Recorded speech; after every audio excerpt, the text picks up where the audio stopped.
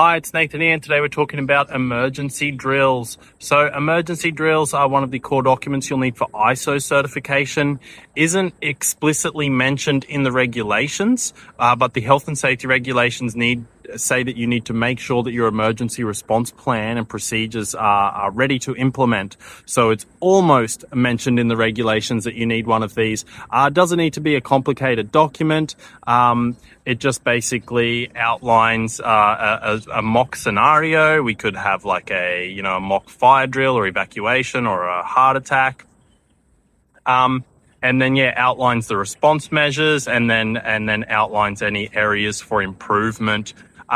So a lot of our clients, when they're running their own emergency drills, it's kind of one that a lot of them will be anxious about running, understandably, because it's kind of scary marching everyone out to the street, and especially if you don't have a lot of confidence in that area. If you've got a consultant or a safety person doing it, that's fine. But if you're doing it yourself, which a lot of our clients do, can be a source of anxiety. What we recommend, if you're doing one for the first time, it can be a little intimidating to have to march everyone out to the street and, simulate a fire drill and say, okay, everyone out to the muster point. What we recommend, if it's your first time running an emergency drill, it doesn't have to be that complicated or that scary. We would normally recommend for your first one, just run like an emergency review.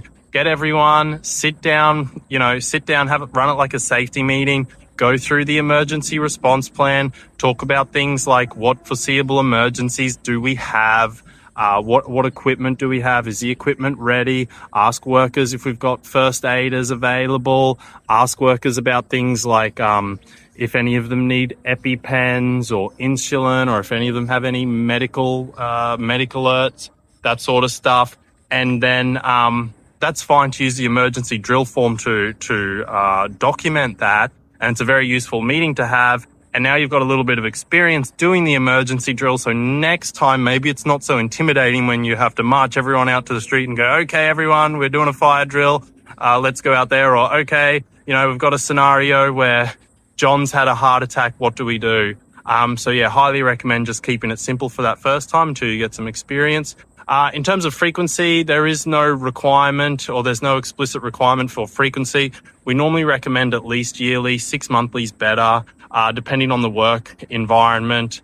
High risk work environments, if you're doing things like, fall arrest or confined spaces, or something else where there's like really critical emergency response procedures that need to be implemented, then more frequently is probably a good idea. So hope that helps.